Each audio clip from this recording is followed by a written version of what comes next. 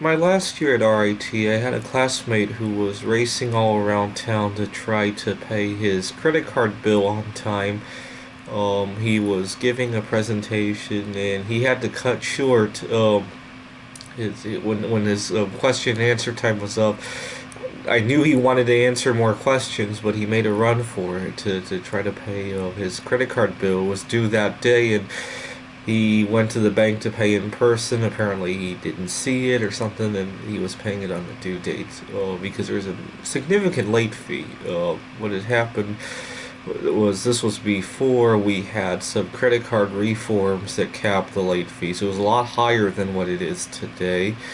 Um, and then yesterday, I was frantically looking for my apartment keys because my landlord charges a significant fee for losing the key. I mean, it's not terrible, but I'm in a situation where I'm trying to make my money last as long as possible, trying to start a business. Every penny counts, and I eventually found the key. But I made a huge mess of myself digging through everything. I get into trouble every time something happens where I have to change, an emergency of getting my clothing contaminated by something and then removing it and then putting it in the bags, and I have chemical sensitivities, and usually those are the kind of things that will cause me to lose things because they're unforeseen. I don't do this very often. I hope not to do it very often. Anyways, I find the keys, so it's no big deal.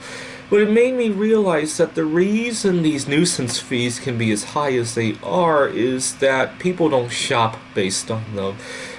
People don't think they will pay them. People don't budget for them. So the problem is when you go shop for a credit card, you don't go, wow, this card only charges a $5 late fee. I'm going to get this card. So the companies don't compete with it.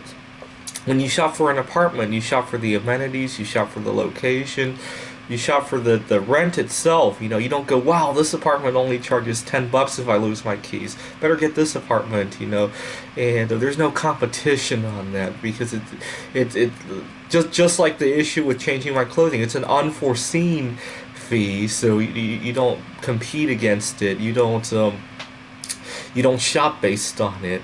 So even though regulation might sound bad, it might make some sense in this case. Although I think there might be a better solution. I encourage people to discuss on here. Thanks for watching.